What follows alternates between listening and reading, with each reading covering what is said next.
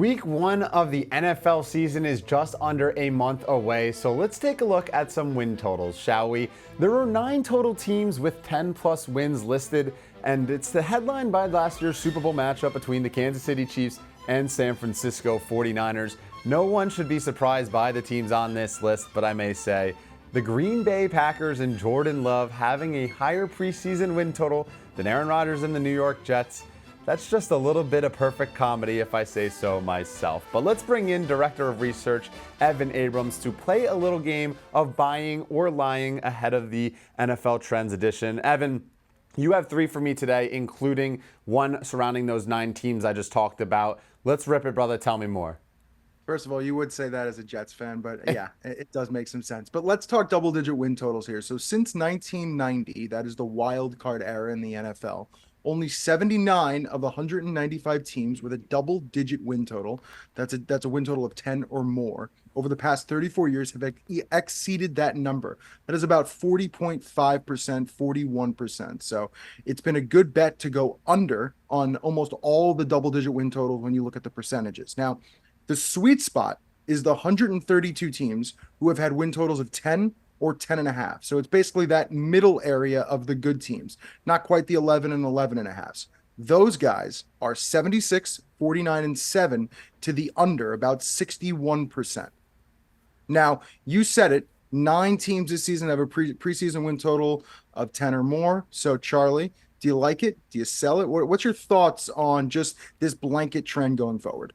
You know what, Evan? I really like this trend, and I think I'm going to buy this one. And I think you laid it out perfectly, right? The Kansas City Chiefs, the San Francisco 49ers, those are tough teams to fade altogether. But then you look at that 10.5 win mark. I think that's really the sweet spot here. And you think about it, right? It's really hard to win 10, 11, 12 wins in the NFL. One injury we saw, Aaron Rodgers and the Jets last season. All of a sudden, he goes down 5 plays in and boom, season over. I'm going to buy this trend. I think there's so many more wrong things that can happen in a game than right. And to win 10, 11, 12 games, that's asking a lot out of guys. You also have some overvalued teams. Teams like the Cowboys, the Lions, the Chiefs. Everyone is going to be all over them. So I like fading these teams here. I think I have one in particular that I like to not exceed 11 wins, but I want to give it the floor to you first. You give me the teams that you think are going to go under their double-digit total. So I cheated. I saw what you put in the script, and I didn't want to duplicate you. So I will go another direction, but I do really like yours. So everyone stay tuned. I'm going to go with Green Bay and Detroit. Now, oh my God, same division, but let me explain and let me kind of tell you the situation. So one thing to look for when you're dissecting these double-digit win totals is consistency of expectations. So you look at the 49ers, the Chiefs, and the Ravens. For all 3 of these teams, this year will be either their 5th or 6th straight year where they've had a double-digit win total. Consistency of success. They're used to these expectations. On the other end of the spectrum, you get the Lions and the Packers. They've got double-digit win totals for the first time under this roster and quarterback, especially with Detroit absolutely never having these expectations before, having a double-digit win total for the first time in the wild card era. Crazy to even talk about. So those first-year teams, 33, 56, and 4 to the over, in terms of their double-digit win total, that's 37%. So Green Bay under, Detroit under. I'm pro Minnesota. I like Chicago. It's going to be a really tough division, but I'm pretty sure that both teams won't go over. And I think if you get some alts, you might be able to get some plus money there. But I like what you have on deck. So what you got, Charles? Yeah, well, I will say, I do think that the North is going to cannibalize itself. Usually it's the AFC North that always does, but the NFC, like, yes, Caleb Williams is a rookie quarterback. Yes, Darnold or J.J. McCarthy's out in Minnesota, but I do agree with you. I think looking toward there is a good fade. I'm happy that you appreciate mine because I was looking, and the benefit of being a host is I got the rundown right away, and I ran in and I put in the Dallas Cowboys under. I think this is the perfect time to sell them. We saw their season come to just a complete and utter failure stop. Dak Prescott already nursing an ankle injury. He says, I'm okay, it's nothing, I'm going to practice, but an ankle injury in the preseason for your starting quarterback is already a red flag. And then you add in that CeeDee Lamb is holding out, looking for a contract, and the negotiations seem to be going nowhere. What happens if he holds out the entire season, or even if he returns? Say he returns and he's like, all right, I'm going to play, just get my contract and get out of there. Oh, week 1 is at Cleveland. They're a difficult schedule at Cleveland. Pittsburgh on Sunday Night Football in Pittsburgh. You look at the other games. San Francisco, even off a bye in San Francisco, is difficult. And then the one that I really like, and I'm going to be betting in the future, at Atlanta. And if you look at that matchup, it's San Francisco, Atlanta, Philly, Houston is a 4-game stretch that probably makes or breaks this Dallas Cowboys team. In general, you look at it's just a really difficult schedule because they got the number 1 seed. So I like fading them. And also, you look at just who's left. Ezekiel Elliott's your RB1, not Tony Pollard and Rico Dowdle. Like this is like not going to work for Dallas, in my opinion. The offensive line have lost a few key guys. A few of the defensive members are well. I'm glad that you appreciate and agree with me. You think it's also an under. I just think the whole division, like you said about the NFC North, I think it's going to cannibalize itself because I actually like Washington. I think the Giants defense is really upgraded with Burns and still with Lawrence and everyone there. So I just think it's going to be a really tough division, and getting over that number is going to be difficult again for the 4th time. So. Yeah. Baltimore, Detroit, Cincinnati also on that number 1 schedule for Dallas. So it's not going to be easy in a lot of tough matchups. Before we get to trend number 2, little fun trivia fact to throw in there if you want to tell people at home when you're watching on the couch the games later this week. Since 1990, the most double-digit preseason win totals is not actually the New England Patriots like you might think with Tom Brady. It's the San Francisco 49ers. They're in first with 19. In second place is the Patriots with 17, alongside the Green Bay Packers, who obviously they're 10 on the win total this season. So they just get their 17th. Aaron Rodgers, Brett Favre, they had the golden age. So that's a good trivia question for you. But Evan, I know you're usually the trivia guy, but I wanted to steal the spotlight. Your second trend is actually in that NFC North where the Packers play, and it's with Caleb Williams. Yeah, we're going to go back to the Bears here, and we're going to talk about probably one of the more hyped prospects, number 1 picks going into a season we've seen, especially looking at their win total, looking at their odds. They won 7 games last year. People think this is going to be it, but the odds are kind of saying it. So Caleb right now, 50-1 to win the MVP award. Now that if he closes under 66-1, it would be the shortest odds for any rookie to win the award in the last 15 years. Now, if you focus just on week 1, all the betting splits are telling us already everyone's going to be all over Chicago. They're about 4-point favorites at home against Tennessee. Tennessee completely retooling their entire roster, but everyone loves what Chicago did. But here's what Caleb's up against. So 27 number 1 picks, quarterbacks, since the merger. In their first start, they are 4-22-1 straight up, 7-20 against the spread. Now, the trivia question you're going to see all leading up to the season is, oh my God, who was the last number 1 pick to actually win the game? It's David Carr in 2002. It has been a minute.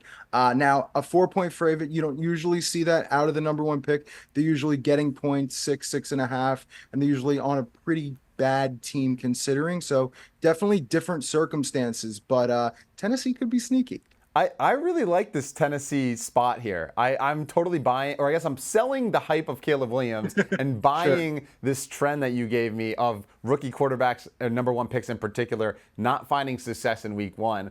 I think, Evan, if me and you went out to the street and we said, all right, Bears, Titans, who's going to win this game? I think 100 out of 100 people would say the Chicago Bears. No one in their right mind wants to back the Tennessee Titans, which is exactly why we should be backing the Titans at 4.5-point underdogs. You said they retooled their offense.